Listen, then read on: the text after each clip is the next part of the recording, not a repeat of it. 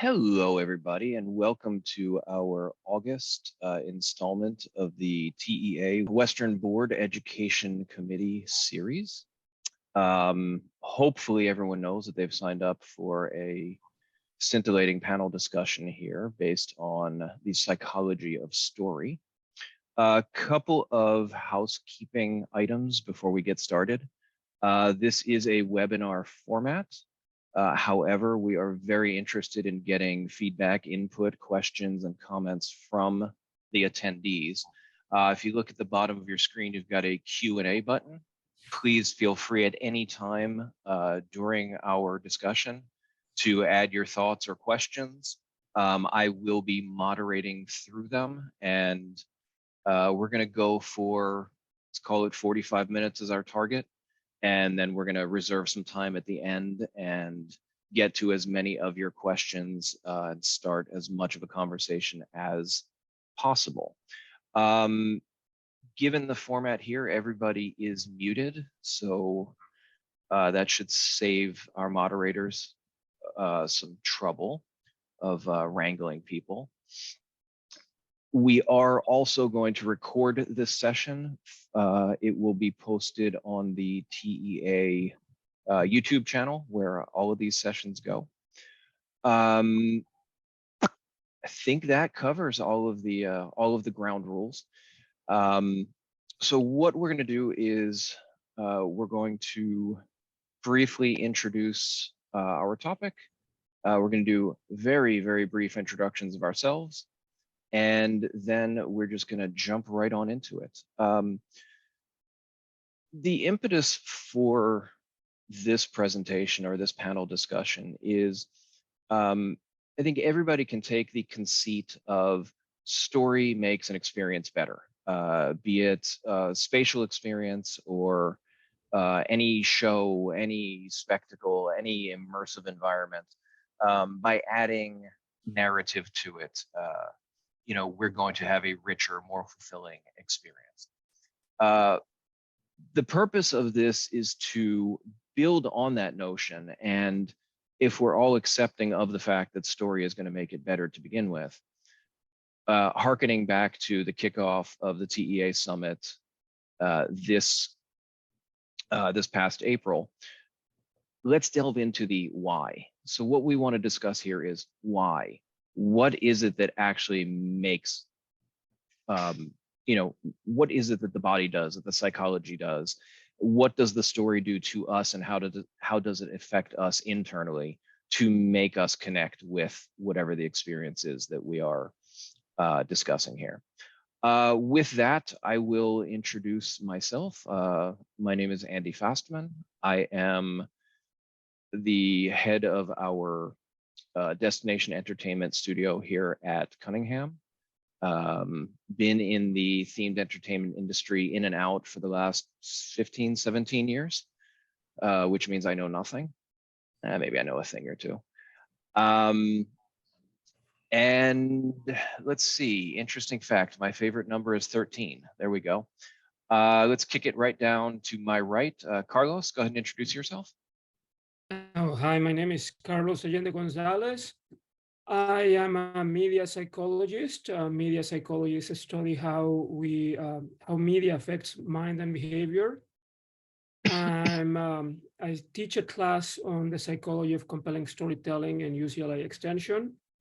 So basically, I teach my students how to make stories more engaging using psychology. And I am a fiction writer as well. I have a couple of novels published. So that's me in a nutshell. Excellent. Cliff?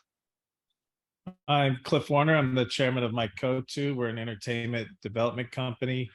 I've been in entertainment for over 40 years and I'm overeducated in theater.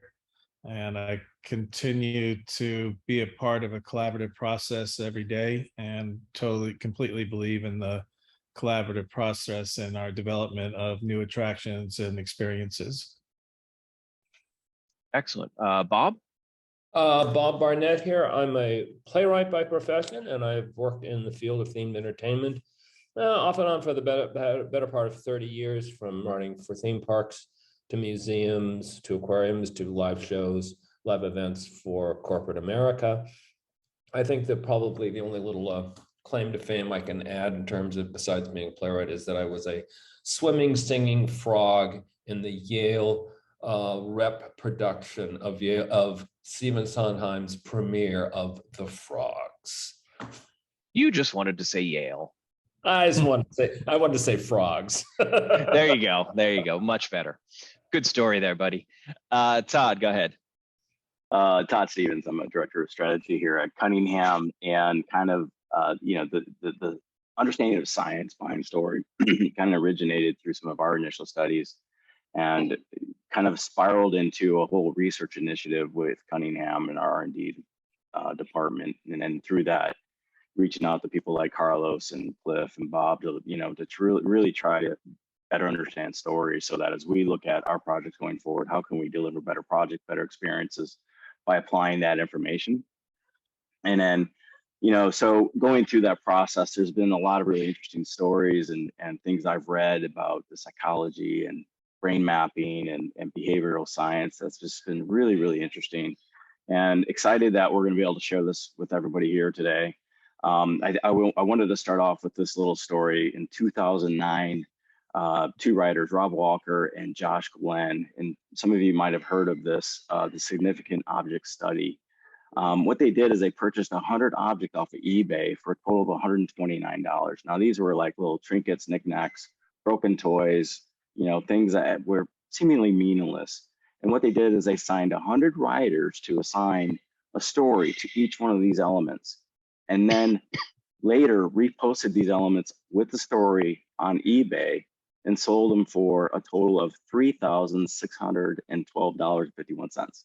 So they achieved a 2,799% increase in value because of the stories being attributed to these trinkets. And so that's where the curiosity for me really started to spiral into this. And why was story so effective in adding value? And why is story so effective as a communication tool? And we've all heard the guys in the black turtlenecks standing on stage talking about, stories are great, stories improve experiences, yada, yada, but why? And so we wanted to dive into the science of that. And so what I'd like to do is start with the first question is, what is a story? From a scientific perspective, I'll hand this over to Carlos, but then from Cliff and Bob to kind of talk about your experiences of simply, what is a story? Start there. Carlos. So I'm going to give the very brief definition. A story is a message that contains a temporal sequence of events leading to attaining a goal, where the goal could be simply to see the circumstances of a character improve, or something more specific, like destroying a ring in Lord of the Rings.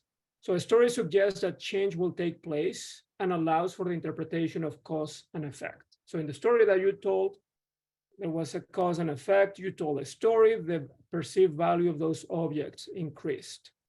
Now, why can a story work as a persuasive message? In this case, to convince these people to buy these products, is because they provoke an emotional response, and that emotional response translates to feelings that increase the saliency and the perceived importance of an object. So they make us think of an object more than before. That's it pretty much. Cliff, what about you? Like when you think about story, what is story? How do you define story? I mean, a lot of times we think about story as a beginning, middle, and end. And what it does for us is it helps tie together what an experience can be, and it gives some organization, for what message you're trying to get across. So we use story and create story to help tie things together, help to establish environment, and really start to ask, to help establish a why, an emotional connection. Bob, your thoughts? I think of a pair of teachers I had in graduate school. One would define a story in the conventional sense of beginning, middle, and end, rising action, characters, theme, et cetera, et cetera. And the other one would say a story is or play is anything you can get away with on stake. So there's kind of a polarity there, both from the perspective of the storytelling, but also what you can do with it. I think the important thing to understand about story is we live stories. We're constantly experiencing our own lives in the telling of stories to ourselves. We may not call them stories, but that's what we're doing.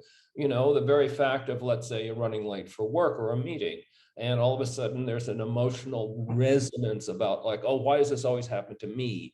Then there's all of a sudden your brain is going all different directions in terms of trying to calm yourself down or prepare yourself, and it's becoming a story you tell yourself in terms of living your own life. So as a result, we are constantly enmeshed in story in our own life.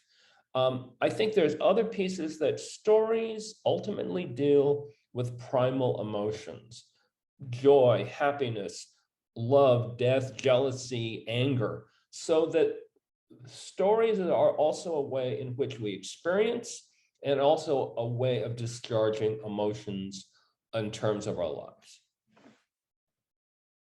Yeah, that's great. And I think one of the things that we've discovered, and Andy can vouch to this, is, you know, there's some confusion about story and what story is. And in some cases, sometimes we mistake a concept for a story. A concept can be a story, or a concept is just an idea. And oftentimes, you know, the design industry sometimes thinks of an idea or a description of something as a story, which, you know, it could be.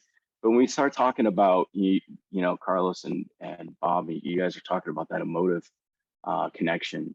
And this is where we're going to really start diving into the sciencey stuff, which is really interesting. And I have the slide behind me here is, you know, talking about kind of from a communication science standpoint of kind of the two types of narrative involvement. You have transportation, identification. You know, transportation is obviously how involved somebody gets in the story, and identification is how we relate to that character or the feelings in that story. Carlos, you and we had dinner a while ago, and you shared some really interesting things about the emotive connection, and how is it that we connect with people through the transportation part of that, you know, the storyline, and talk a little bit more about some of the science behind that and how we learned, you know, how this came to be. So transportation is simply the illusion of being transported to another world, to the world of the narrative. And it's a consequence of becoming engaged by the narrative. So that demands an explanation of what engagement is. And engagement is the decision to devote time and attention to a potentially rewarding task. So we are engaged when we play a game. We are engaged when we are working and in the zone or the focus. We are engaged in conversation. And when we are engaged with a narrative, we call it transportation, or we could say transportation is a consequence of that engagement. So identification refers to the process of temporarily replacing our identity with the identity of a character, and that allows us to understand what that character is going through, what they're feeling, their point of view, etc. And it's a temporary illusion. We're not identified constantly, and we're not always identified with the same character. Sometimes we may identify with a villain temporarily, even if we despise that villain because we see that villain suffering, for instance. And identification enhances transportation, and also transportation enhances identification. So if the plot is full of twists and turns that keep us engaged to the story, we are more likely to identify with the characters. And if we can relate to a character because we recognize certain similarities, like the character is a father with problems of a drug addict child, for instance, and we have a child that is also going through a lot of problems, then we can relate to that character, and that allows to increase transportation as well. But they're different. Cliff, like when you guys talk about, you know, when you're thinking about your stories, are you thinking about transportation, identification, and the types of stories that you're doing? Or no, I mean, the funny thing is I think we go off of, we always are establishing the why of a project first. We're looking for the vision of the project and getting in a vision statement so that everybody on the team is striving towards the same vision and understanding what that vision is supposed to be. And then from there, we start to build story based on, depending on the IPs we're working for, depending on, whether it's our own concept that we're starting up from nothing. And the story is coming up with what's the great best tool to tell the story. It's funny because in our world, in our industry, we tend to create a lot of backstories for the visual design of a land or a place so that there's a consistency in the design. The backstory allows the design team to have something to bring to judge whether they're on track for the overall place.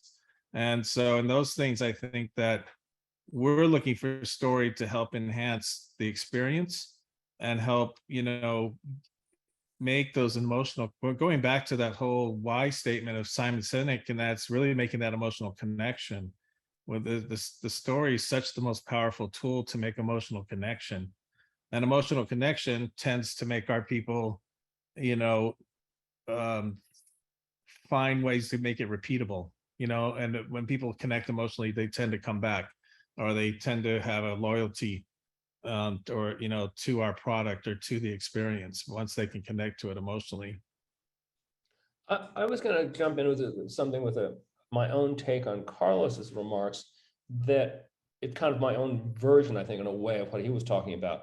I always think of story as both an escape from self and a discovery of self, in that once upon a time, in a galaxy far, far away, think about how all of a sudden, when a story is told, you are transported someplace else. You leave yourself, you become engaged in another world. By the same token, when you experience that story, experience the characters, experience the drama, experience the conflicts, you also discover something about yourself. How many of us have gone to a movie or a play or watched something on television, perhaps some series, and there is some despicable character that you cannot believe you are so absolutely engaged by. By the very fact of that engagement, you're discovering something about yourself at a very, very deep level that we're not aware of. Maybe you don't want to quite look at it, but it allows you to access feelings and experiences that you would not ordinarily have in your day-to-day life. So I think that's something about the way story works on a very visceral, internal level.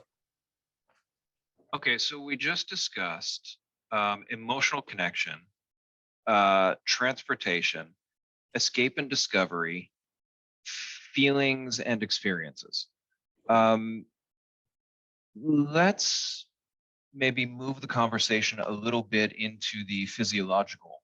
I think all of these categories, or all of these elements, fall into the category, I should say, of empathy.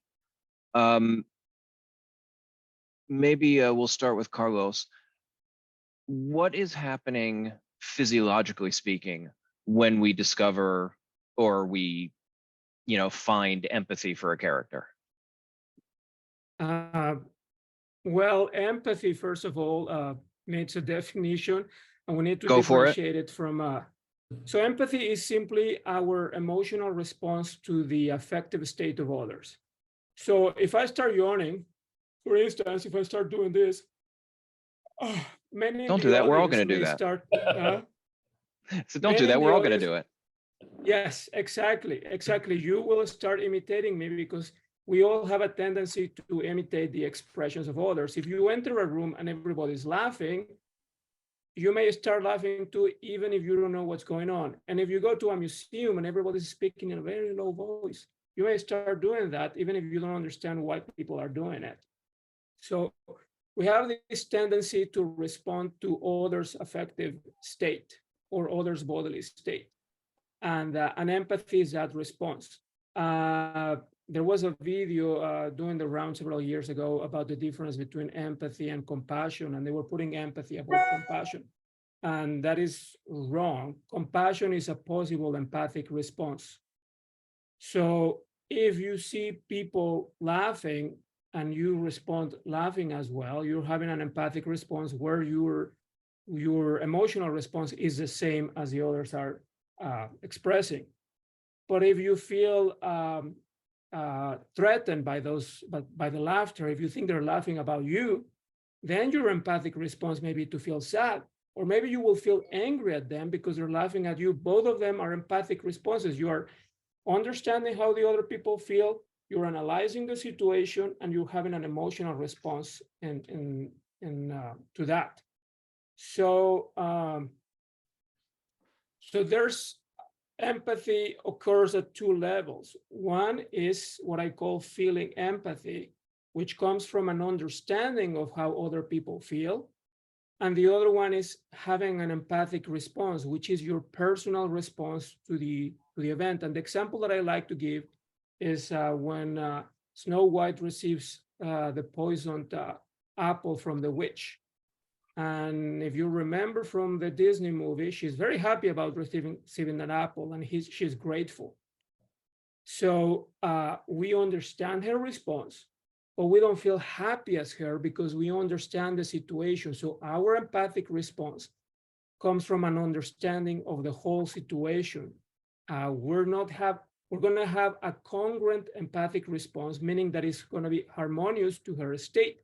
She's grateful, but we know that the apple is poisoned. So our response will be to be concerned. We may yell at the screen and say, don't take that apple.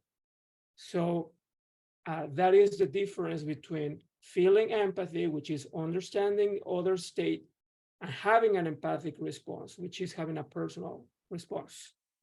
And sorry, I think I forgot the second part of the question. Oh, on the neurobiology level, what's happening physiologically? Yeah, what is going on inside your brains? Well, there's much talk about mirror neurons and how they work and this and that. So mirror neurons are neurons that are active. Well, they were discovered in monkeys, in macaques, and they were active in the monkeys when the monkeys performed an action, and also when the monkeys saw somebody else performing the same action. So it was hypothesized that we use mirror neurons to simulate what's going on and to understand what's going on, to understand intentions and understand the consequences of doing something, and as a basis for empathy. Now, I think mirror neurons have been discovered in humans, but we don't understand exactly how they work. So it's better to think about our capability to understand the affective state of others and the circumstances of others, and that is also empathy. If we recognize from people's facial expressions that they're happy because they're smiling, well, I mean, if we see people smiling, we understand that those people are happy. If we know that somebody received good news, we may not see the expression of that person, but we understand that commonly receiving good news is a happy event. So we may assume that that person is happy. So we have that capability. What happens inside the brain? Well, that's a little bit more complicated to explain. Depends on what we observe and what is going to be our empathic response. But it all begins with a simulation of what the other person's state may be. We have an go ahead, Carlos. Sorry. Well, we have an emotional response that is very much real. Whether we are observing events in real life or we are observing events while watching a movie or reading a story. The story may be fictitious, but the emotional responses are not real.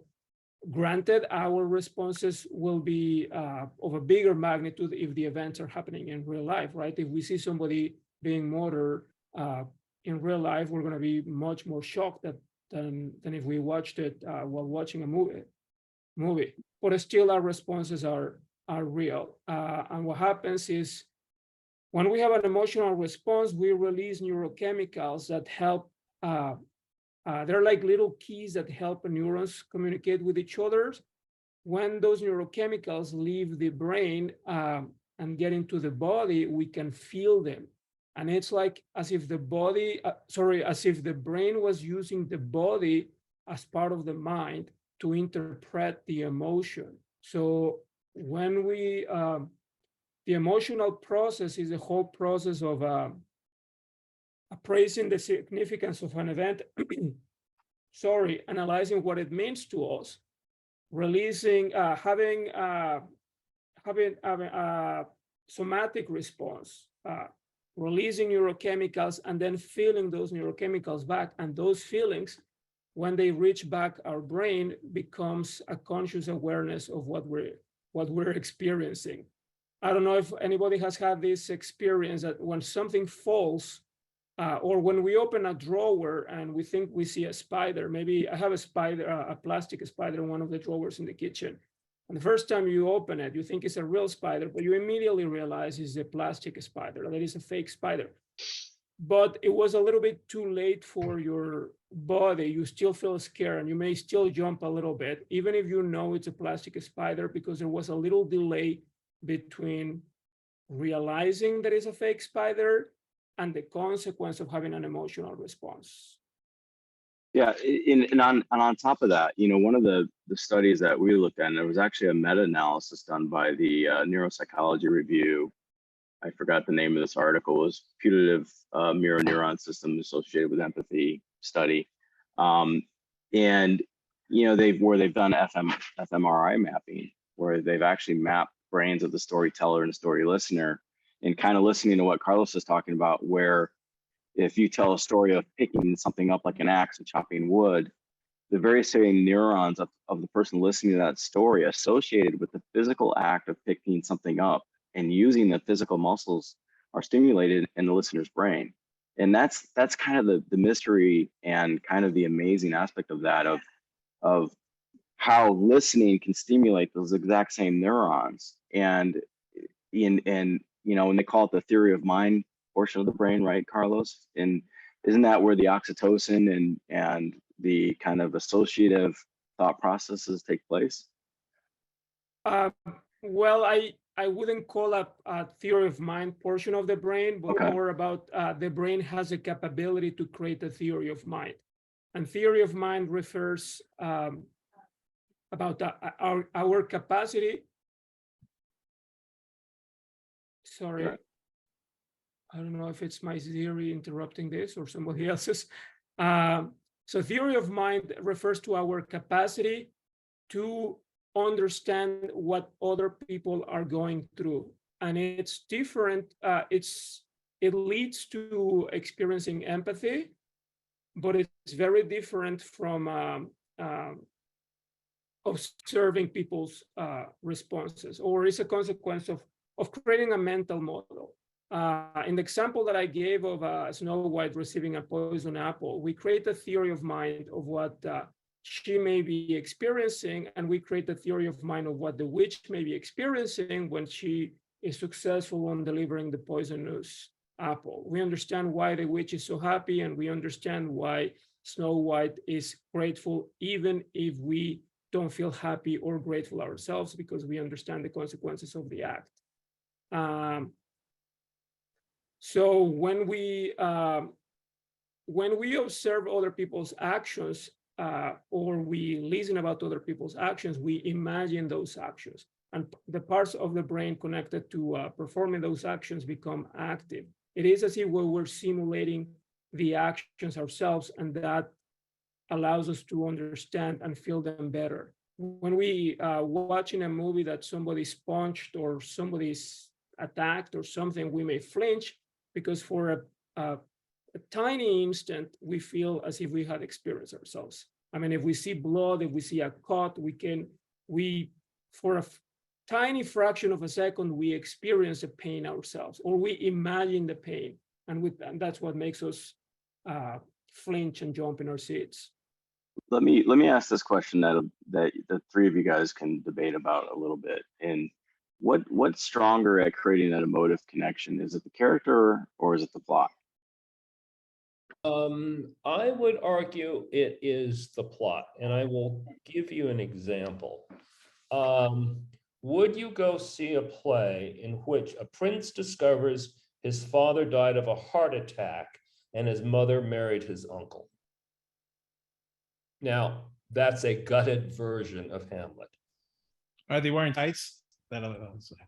So the point being, I think, is that the plot is the engagement, and the very fact that the prince discovers his father has been murdered. We do not know whether the prince is a good guy or a bad guy, or the father is a good guy or a bad guy, but we know that something has happened that is going to have consequences, and that's why we pull in.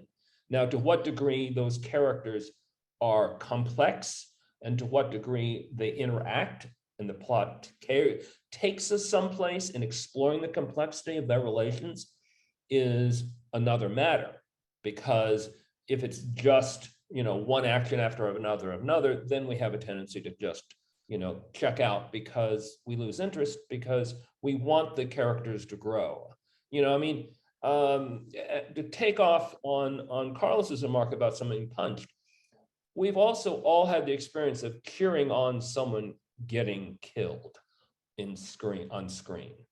We are bloody minded at some deeper place in ourselves, and we are able safely to access those parts of ourselves in the storytelling. So, but Cliff. No, I mean, part of me wonders though, in some things like superhero stories, are people going for that superhero? Are you going there to see Batman? Are you going there to see, Spider-Man? Is it the plot of Spider-Man that you're going to go see? So that, I start to wonder when it's something of that where your motivation for the story is more the character, Right. that probably challenges that. But it's hard because it's these combinations of things that build the story, and it's someone I think was asking about whether the writer's setting the tone, for the attraction when we're developing an attraction. And I would say the first brainstorming session is setting the tone of where we're heading with the storytelling, and hopefully the writer's capturing that, the emotion that's coming out of the brainstorming session. So in that sense, in our world, the collaborative process, it's not usually one person writing an attraction and then coming to the park owner saying, here's your next attraction. It's usually, we need an attraction for X. And when usually one of the creative companies goes off and does brainstorming and figuring out what's the best storytelling, for that IP or what the experience the park's looking for. And usually it's a group of people in that room coming up with what that story is and what the idea is and what effects can happen. And then the writer's going off and trying to turn it into a cohesive story, and that's. But I was going to say, but also by the same token, though, in the example you've cited, though, you are also coming into that room with the awareness that your audience, your guests, are coming in with preconceived ideas and expectations that must be met. So that brings in a whole other element, because there's kind of that elephant in the room. And the interesting thing, I was just going to say, the interesting thing is what Carlos is talking about is explaining what all of us have been doing off of experience, or education, because you go to school and you're being taught what's a good story or what's writing. And it's not so much a science behind it. It's just the practice of, after years of plays being done or scripts being written or movies being made, they influence how we tell story. And in our room, we'll have a group of experts that have educated, whether it's in theory, in film, or studied theater, or studied, novel, writing. They're coming to the table with experience about storytelling, and it's funny because sometimes our best ideas doesn't come from our storytellers. It comes from one of the techs that are sitting in to help think of ideas for what's the cool effect we can get, tell with this story. And they went out of the box for an idea and everybody could climb onto it and say, oh, wait, we didn't think about that. So there's a balance of playing to the rules and breaking the rules. Yeah. you know, but listening to the science aspect of it makes you go, how can I break the rules better? Yeah. Yeah. So I like to make the difference between a story and a good story or an engaging story. So a story is Great simply a point. sequence. So a good story is one that provokes emotional responses of such magnitude that we prefer to pay attention to the story than to do anything else. So we have all experienced what it feels like to stay all night reading a book or binge watch a show on TV, etc., and we don't wash the dishes or we don't do our homework or whatever we have to do because we prefer to consume that story. So it all has to do with the magnitude of the emotions we experience, the feelings we experience because of that story. So going back to plot versus characters, I think both of them are important, but we need to understand why they're important. So if we think about the Disney movie of Sleeping Beauty, we wouldn't call it a story about three fairies, right? But they are the characters that are present throughout all the story, and they perform most of the actions and most of the dialogue in the story. So we would think of a Sleeping Beauty as a story of a princess that was coerced to sleeping forever. She doesn't talk for much of the movie. The prince doesn't talk for much of the movie either, but they are the main characters. So the importance of having characters is we don't care so much about the characters, but about their problems. So it's not enough to have interesting character. We need characters with interesting problems. And because those from those problems, we will decide whether we want to embrace their goals or not, whether we find them sympathetic or not. So those problems impose a goal on ourselves, and those goals will direct our attention. Are we watching the story to find out if the princess avoids a course, etc.? Then the plot is necessary because it will keep those emotional responses alive. If the problem is solved right away, there's no point in keeping watching the whole of the movie.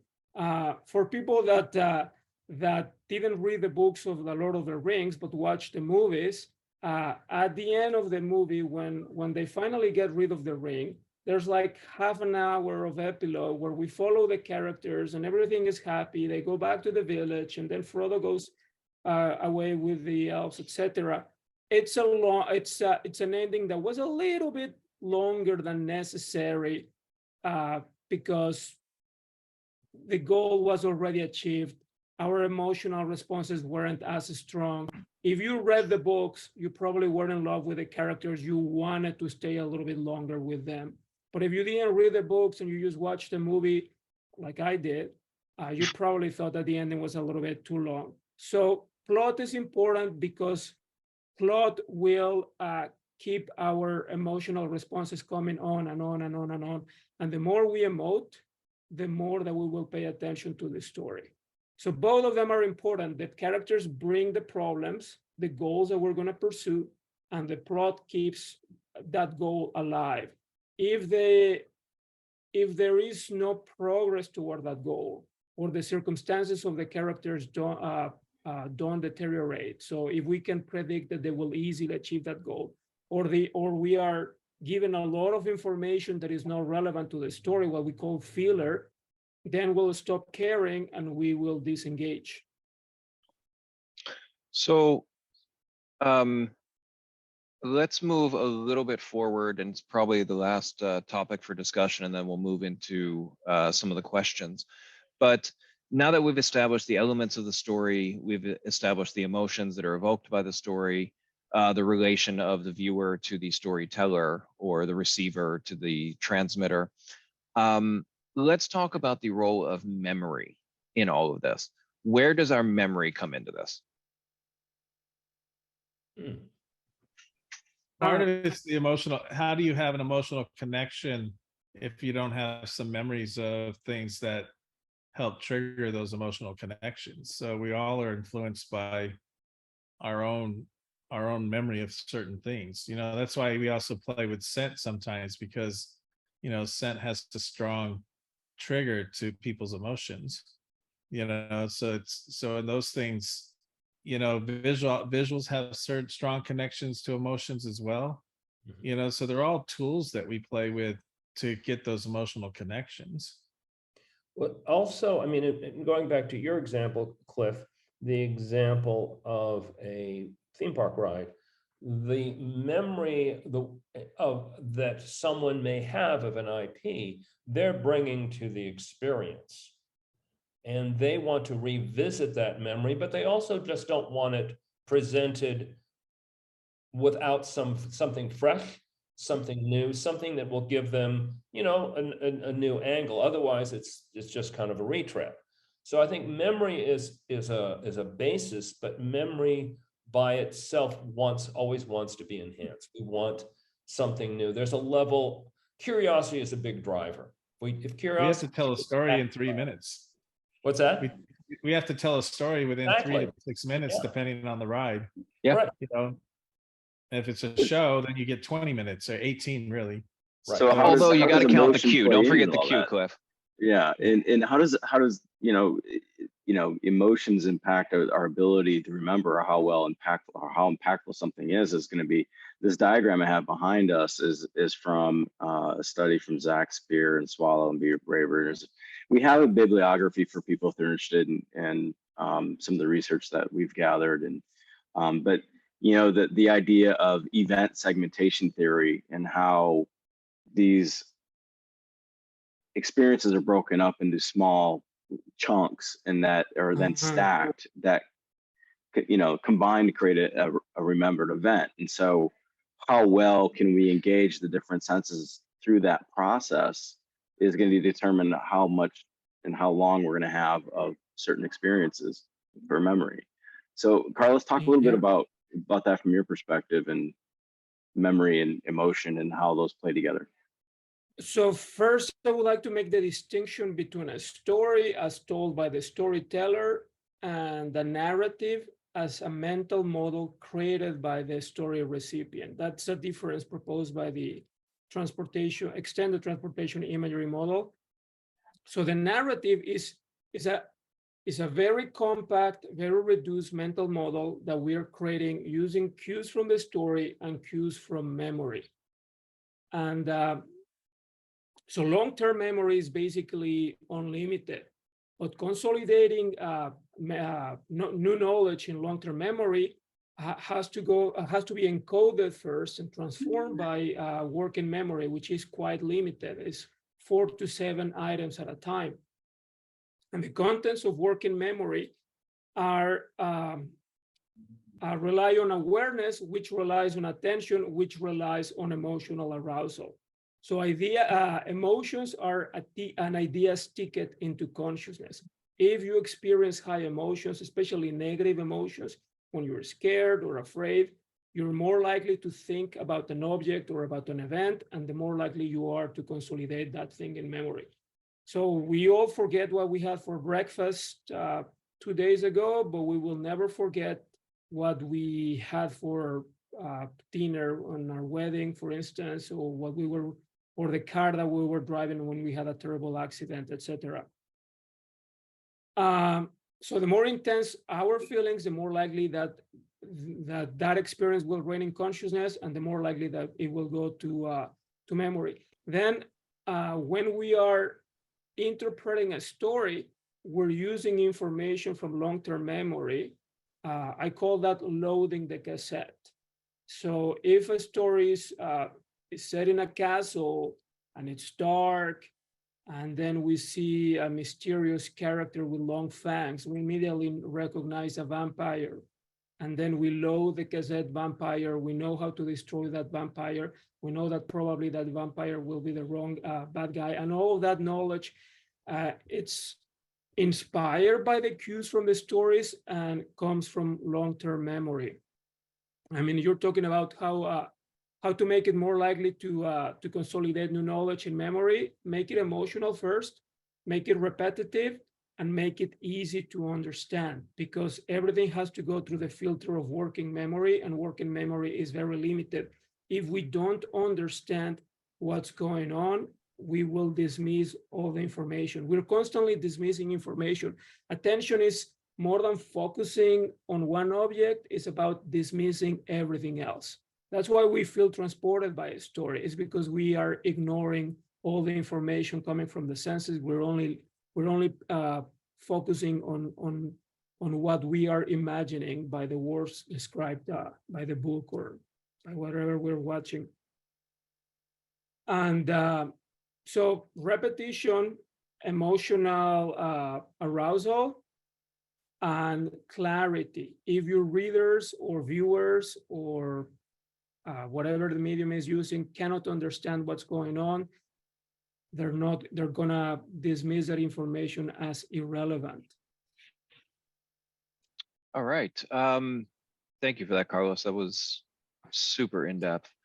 I want to move into questions. We have quite a few here.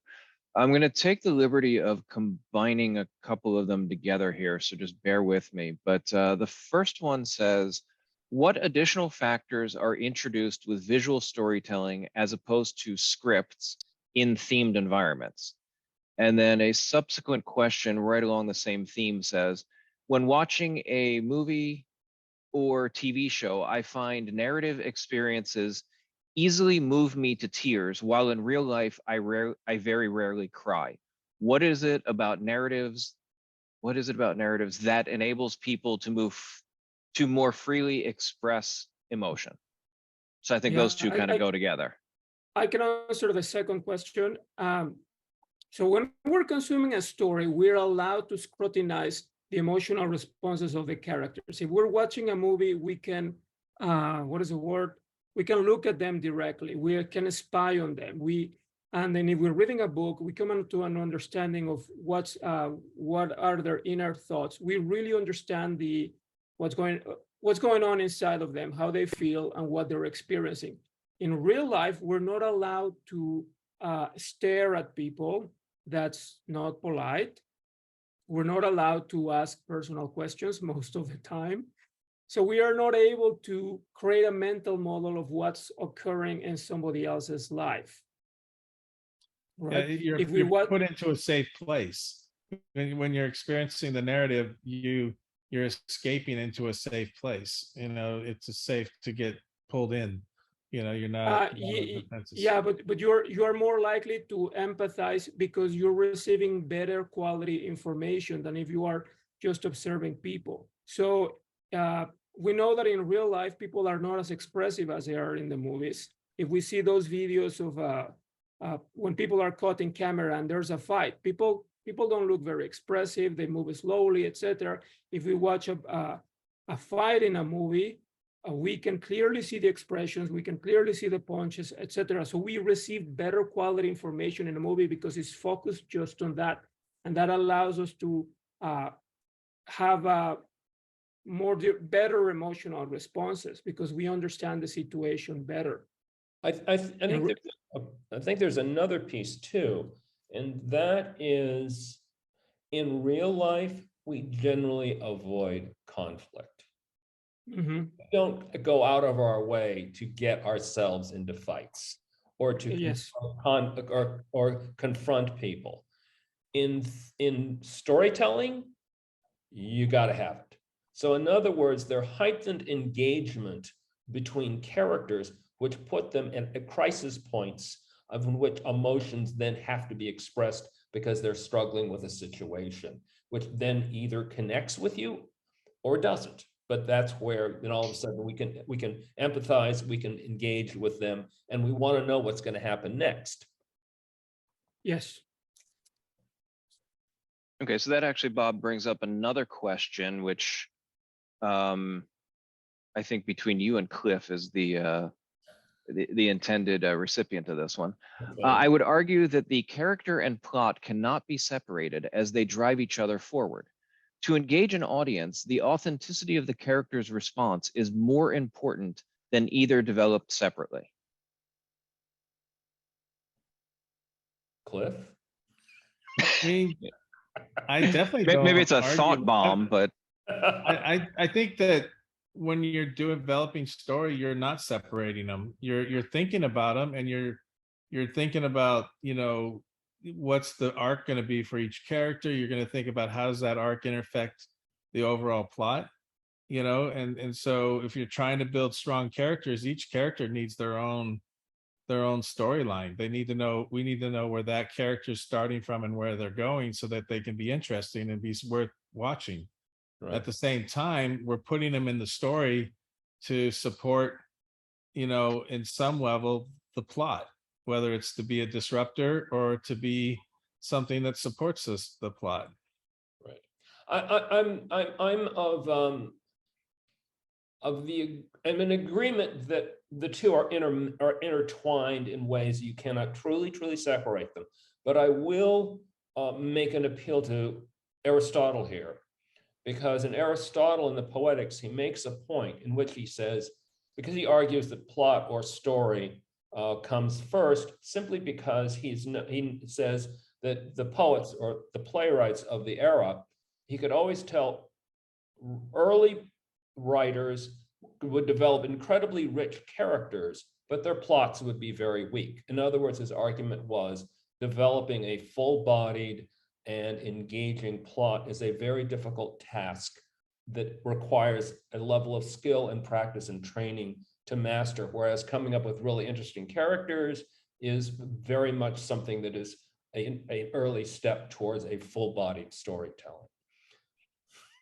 That's my little bit. Okay, let's move on. Here's another good one. In response to Carlos's differentiation between a good story versus just a story, and one's ability to mentally disengage when a story is not good or interesting, how does one disengage from a bad story in a built environment? For example, in a themed environment where you are forced to be a part of a story where you find it hard to connect with. Otherwise stated, a bad attraction. Yeah, I would say, just for a start, I would say you disengage when you stop paying attention and you get distracted and start thinking on something else.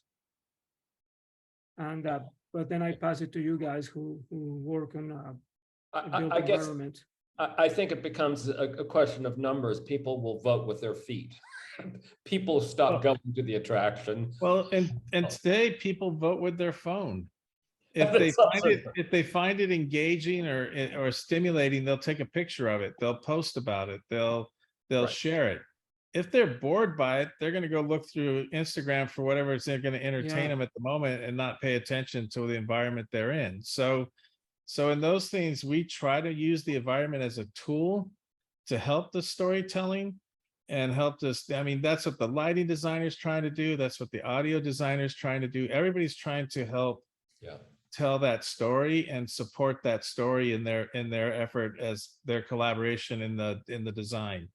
And so so the environment influences that, and helps influence that if it's a good design. But the story can add value only if people really know the story, right? I mean, when we're talking about built environments, one of the challenges when you're doing fantastical theme design to, let's say, something that's less themed, less literal, to branded design, where the story might not be as literally in your face, how do you adjust that and do that? What's the backstory of New Orleans Square of Disneyland? Right.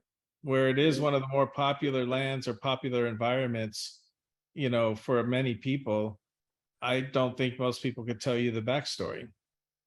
And so the backstory is a tool for the designers, and it's a tool for helping to have some type of consistency or being able to have an emotional connection to an environment.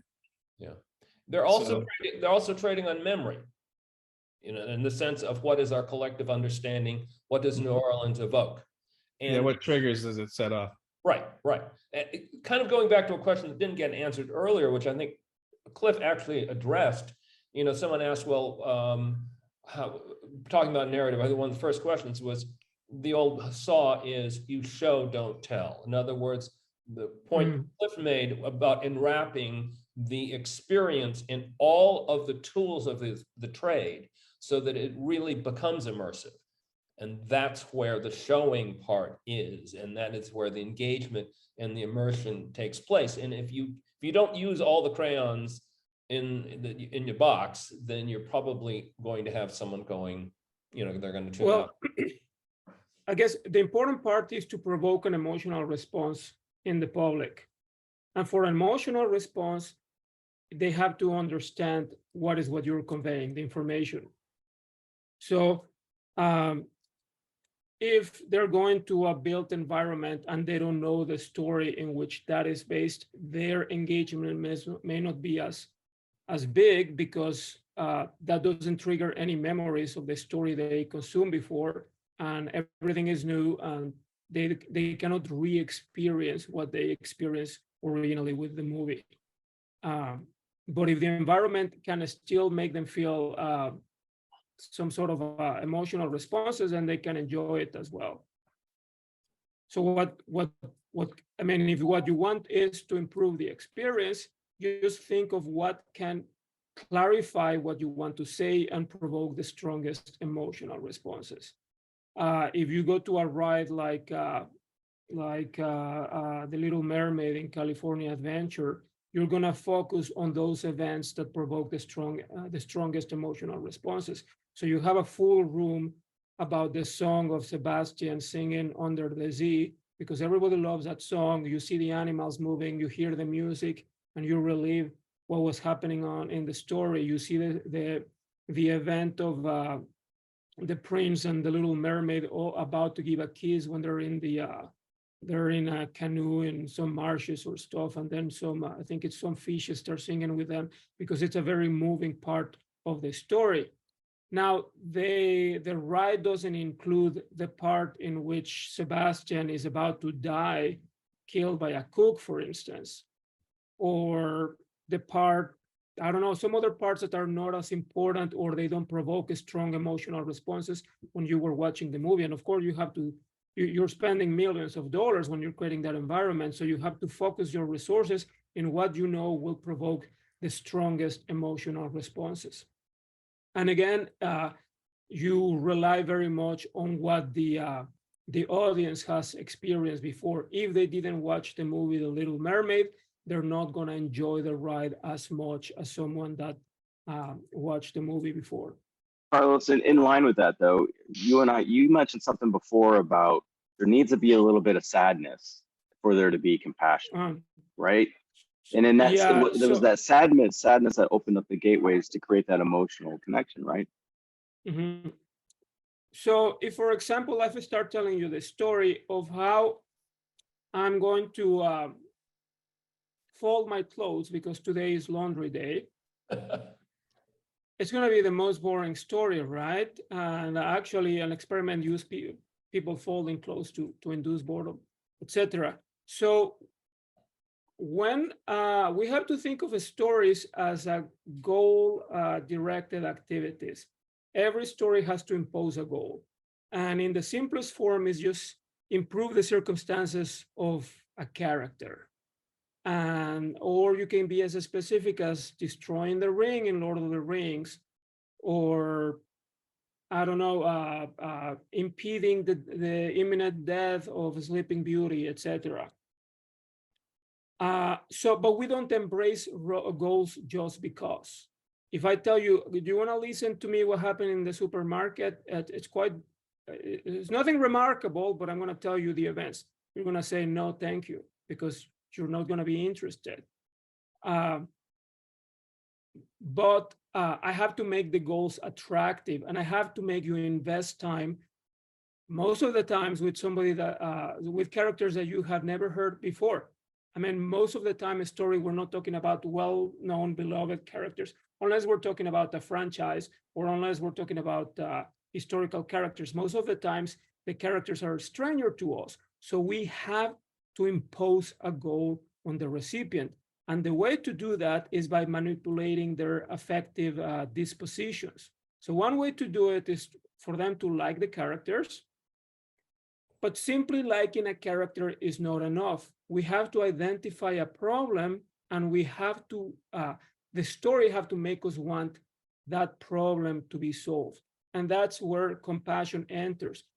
I mean, this is like a natural rule that, as far as I know, it has never been broken in storytelling. we always root for the underdog. We always root for someone in need or distress or vulnerable. And that has to do with who we are as animals, not as humans, as animals, as social animals, as mammals. We are inherently attracted to other people's need or distress because worrying about other people's problems and helping others is an evolutionary advantage.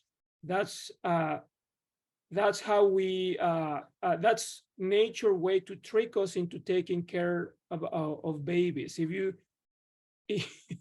if you take out the love aspect of a baby doesn't give you anything but love. So if you take love out of the equation, they become just a parasite, a thing that is demanding food and constant attention. If love comes back into the equation, then yeah, you love that baby and you will do anything to protect it. So compassion is a form of love that makes us care about the problems of another character. And there's simply identifying the need or the distress of a character makes us feel compassion. So you can feel just a little bit of concern, or you can feel a lot of pity and distress and feel really bad for a character. Anywhere in that spectrum is compassion, and that allows us to embrace the goals from a character. The more we feel sorry for a character, the more likely that we will embrace their goals, care for the story, and remain connected to the story. So one of the functions of plot is to keep compassion alive, keep the concern for that character alive, so we don't stop caring. If we see that everything is going swell and most probably they will achieve their goal, the story becomes predictable and we may abandon it. So going back to sadness, more than sadness, I guess sadness is extreme part of what I wanted to say is we have to provoke a little bit of discomfort. We have to feel like something needs to be fixed or repaired so that we pay attention, that we engage with the character and adopt those goals. If there is no problem to be solved, if there is no discomfort, then we won't care about the character's dilemma, and we won't embrace that goal. In essence, that's it. I would translate that into Jeopardy.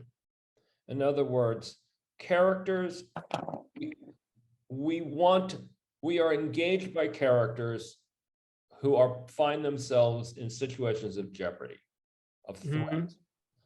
And their ability even to rise to the occasion or work around it engages us and keeps us in the story. In other words, if a character is constantly being beaten down and beaten down and beaten down, we're going to disappear. We're going to sign off. But if a character rises or is trying to find ways, even as new jeopardy presents itself, that's where our engagement becomes, because then we are also experiencing, as I would kind of go back to ourselves in the sense of like, how would I get out of that situation? What would I do when my car have a car accident and I don't have insurance? In other words, I start evaluating a situation based on my own experience and how that character is responding to it. And I may be judging them harshly, and maybe judging them positively, but I'm always going to stay in the story because I want to see what happens next. Yes. Yeah. Yes, you want to see whether the problem will be resolved. Yeah. No, absolutely. Okay, let's do one last one. We're going to bring it kind of full circle back to that which we all do, which is built environment. Replicating the environment of a film can be achieved through architecture and production design, but sometimes such an attraction feels like little more than walking through a film set when the cameras are switched off. How can we best replicate the drama that takes place in that space to make the guest feel like the hero of their own story? So I would say you impose a goal. If we in the Harry Potter attraction, I forgot what it's called in Universal here in LA. You are Forbidden Journey. assigned a mission. You are assigned a mission. I forgot what that mission is, but there is a mission. If you're assigned that mission will allow you to interpret the emotional importance of the events or the objects that you encounter. If you are not assigned a mission, then you're simply being curious, and it will all depend on the meaning that you can extract from the environment. Yeah, I think I don't know. I feel like maybe I'll answer this one a little bit as well, and then throw it back to you guys. But I think the one aspect that's important is when or where does the experience start? And the most important part of that is if you walk up to a blank building and you walk through a little arch that says this is the attraction, and you go wait in line behind a bunch of people like you're at a carnival waiting for, an off-the-shelf ride that came in on on the back of a truck. That's kind of in and of itself, if you enjoy that experience, that's kind of the extent of it. But I think what we strive to do in the built environment, in a themed or immersive space, is that from the approach even to the structure itself, you're looking at a themed element. You're looking at something that's going to begin to transport you into that world, into the story, before you even approach and interact with it. And I think as we've seen the development of ride systems and all sorts of technology, at the same time, there's been a parallel recently of the queuing experience has become more and more part of the early immersion into this environment. And I think a well-scripted, well-executed, interactive queuing experience is really what can set the stage for the experience you're going to have. As Cliff said earlier, what's a ride? It's a dark ride is somewhere between 3 and 6 minutes. How much time do you spend in that queue? Depending on the attraction, that could be an hour or more than an hour. So making the entire 1 hour and 6 minutes immersive is a completely different experience than waiting for an hour for a 3-minute immersion. Andy, I would even argue that it's and we've seen this. We're seeing it right now in projects we're affiliated with, or we're going to be hopefully affiliated with more. Is we're seeing that happening earlier, right? I mean, technology has now changed the way we're interacting with the story, and that's what's so great about this is the story is no longer confined to a ride or to a land or to a place. Yeah. The story is now being augmented in layers through technology and different experiences of, and exactly to Carlos's point, without purpose and without those elements. And the reason we hosted this panel was those fundamental elements of story that we need. We need chronology, we need character, we need a plot, we need a challenge, we need all these elements. And so if we want to create those emotional connections within the people that are coming to our places, we need to find ways to invoke that. And exactly Carlos's point, we create that purpose, but now that purpose doesn't have to start at the queuing line. That purpose can start earlier. It can start in a video game, or it can start in through some other experience that marketing people need to start rolling out more and more as things like the metaverse and augmented digital twins start to come to surface. So really exciting stuff for that to come forward. But that kind of storytelling's for the deep diver. You have to be able to still tell a good story for the person that doesn't want to log on online before coming to the park or before getting to the attraction. And queue lines sometimes are the biggest waste of money because when after the ride's been open a year, the queue line's not as long, so you end up walking through all that storytelling faster than than you can pick up any story. And if you put too much interactive in it, then people stop in the queue line and you don't get the throughputs you need. So it's always those challenges that we continue to see overlaid. And then it's really, I think it's a balance. Someone was asking about how do we deal with IPs and for the person that never saw it.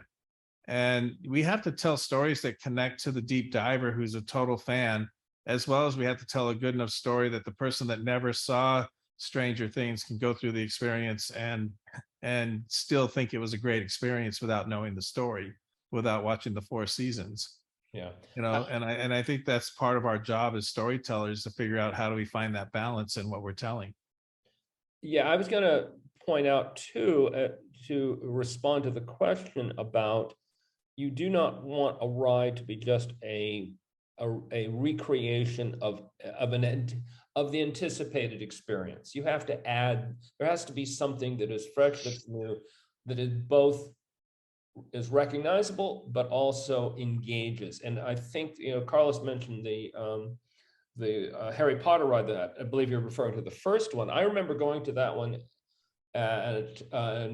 in Florida, and not being someone who really was engaged by the books, had ever read the books, even seen the movies. I went there with a frame of mind of like, okay, am I going to feel myself lost in a world that I know nothing about? And there was just enough pre-show to get me to the elements. The show itself, the experience, I'm asked to be part of the team and to engage in a battle, to participate. And there's just enough of the rules set up so that I can follow it, become engaged, and be thrilled by it. By the same token, someone who does know all that is only going to have even a greater experience, because they're going to see a lot more there. But it still was satisfying for a number of different audience members, because they spent the time thinking through and creating experience that both honored the fans, but also engaged those such as myself that was not fully familiar with the experience. All right. On that note, thank you everybody for hanging with us. I think that puts a bow on it. We're only 17 minutes over time, so it's better than the last one we did. There were a couple of questions did come up. The bibliography that Todd referenced, we will post it in the show notes when this goes up on YouTube. I'll make sure that happens. Any other questions, please feel free to reach out. We would love to engage and answer. And other than that, have a great evening, and thank you so much for joining us today.